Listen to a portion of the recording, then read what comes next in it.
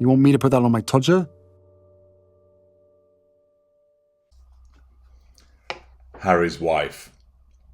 Utter failure.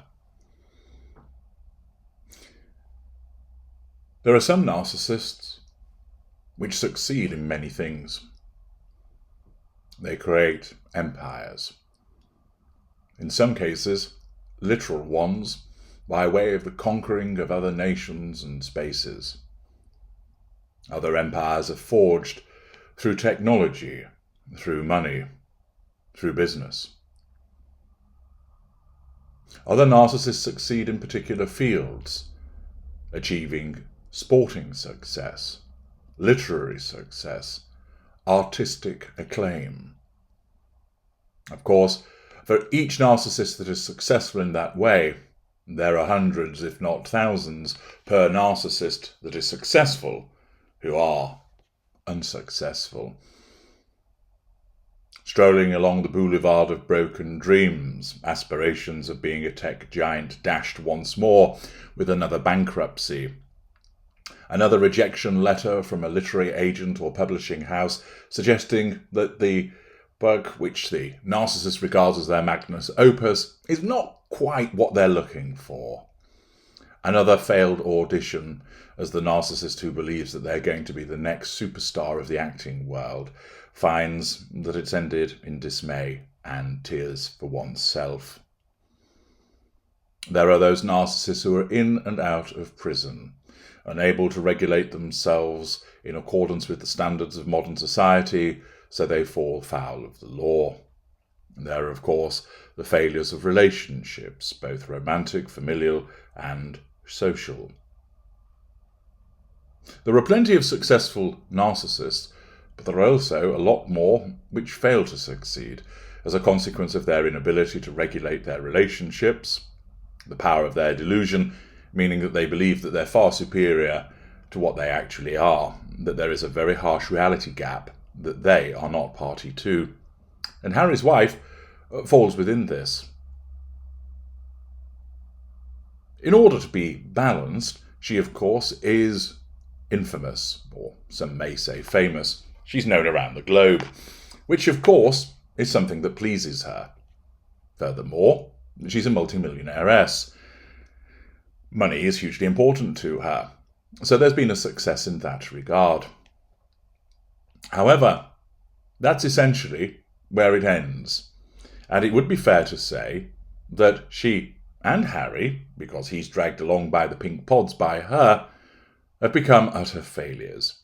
Camilla Tominey of The Telegraph tells us, Harry and Harry's wife are learning that Hollywood only respects real royalty. The Duke and Duchess of Sussex appear to be learning the hard way, that Hollywood only defers to real institutions. There has always been a grudging respect in California for the royals, not just, as Harry and Harry's wife might have thought, because they have fancy titles and wear tiaras, but because they have a formal constitutional role that transcends mere celebrity. The Americans may not have a class system as such, but in Los Angeles, as with the rest of the United States, there is a hierarchy of fame and fortune. Those at the top of the tree tend to be the ones who walk the walk and talk the talk. Being superficially famous only gets you so far before people start asking, what is the point of you?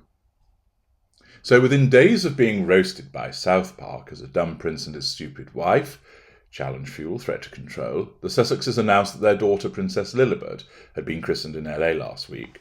See parts passing, in the process reaffirming their royalness, despite spending recent months trashing the institution to which their titles belong. Hypocrisy. Yet as the satirical cartoon illustrated to such devastating effect, global audiences have a knack for quickly seeing through any attempts by Harry and Harry's wife to enjoy all the privileges of royal life without taking the responsibilities that come along with it. What has been most striking since their move to the United States is how inward-looking they have been in a land that values the promotion of hope and opportunity. They spoke in their Megxit statement about carving out a progressive new role that was intended to put them on a par with the likes of the Gateses and the Obamas. And yet, much of what we have heard from the couple so far has been self-serving, rather than in the service of others. They could do worse, therefore, than attending the coronation, if only to show Tinseltown that they still have a part to play in British history, rather than acting out in a way that has become as predictable as a script for the Crown. The observations there of Camilla Tominey. And Harry's wife, and by extension Harry, have utterly failed. There was the flopped podcast, which was little more than a series of attempts to nullify threats to control that Harry's wife dredged up from the past, settling scores with all of the labels that have been attached to her. Obvious, transparent, and ultimately a boring beige set of dull interviews. The Netflix series, it certainly earned them a lot of money, and of course had plenty of views, though much of it will have been grudge viewing, but it was largely criticised as a whinge fest. It certainly didn't endear them to anybody. The publication of Spare and the promotion associated with it merely saw Harry being lampooned, him being hung out to dry by his handler, and of course both the Sussexes experiencing plummeting levels of popularity, particularly in the United States. What has become of Harry's wife's push for parental leave? That's gone quiet. Of course, we know that she just jumps from one bandwagon to another, meaning that she has no longevity. She doesn't stay the course. Failure beckons. The Archwell Foundation issued its impact report recently, but as I've explained in parts passing, this was largely an exercise in hijacking the work of others in order to make Harry's wife look good. Her 40 by 40 exercise, which she had plagiarised from elsewhere, disappeared without a trace. The only thing memorable from it was some clown juggling balls outside of the window. She apparently was going to go to Washington with Gloria Steinem. Let's hear news on that. Just tumbleweed. The lunch with the senators? Nothing. Penetration of the A-list? A laughable failure. Not only has she failed to become absorbed within the Hollywood elite, they positively distance themselves from her. As just mentioned, she sought to place herself on a par with the Gateses and the Obamas. Failure. Not only that, the Obamas saw straight through her, and they have run a mile. Remember the Obama birthday bummer? Perhaps she's a fashion icon. Not at all. She's roundly criticised for the things that she wears, both in terms of tastelessness, failure to fit, and excessive expenditure. She looks like she's going to resurrect her blog. What a raving success she is, going full circle, back to the very thing that she once did years ago. She's managed to ostracise her own family and his.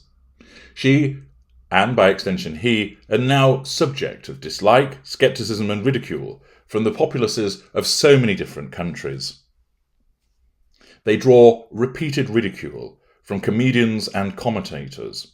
South Park, Chris Rock, Hilary Rose of The Times, Megyn Kelly, Piers Morgan, Charlemagne the God, Jimmy Kimmel, Camilla Tominey, Daniela Elsa, Tom Bauer, Valentine Lowe, Dan Wooten, Jeremy Clarkson, Peter Ford, Duncan Larcombe, and others. All of this smells like utter failure. Yet, within the deluded world of Harry's wife, while she faces these daily challenges of a mounting tsunami of criticism, her narcissism shields her from it by always reminding her that it's never her fault. This means she can't see that she's at fault, but it also means, given her mid-range narcissism, is that she's going to continue to make these mistakes, draw the criticism and scepticism of both professional commentators and social commentators, as she continues to circle the drain and continue to fail continue to fail politically, continue to fail in terms of entertainment, continue to fail in terms of popularity. She, alongside the ginger puppet, are an utter failure.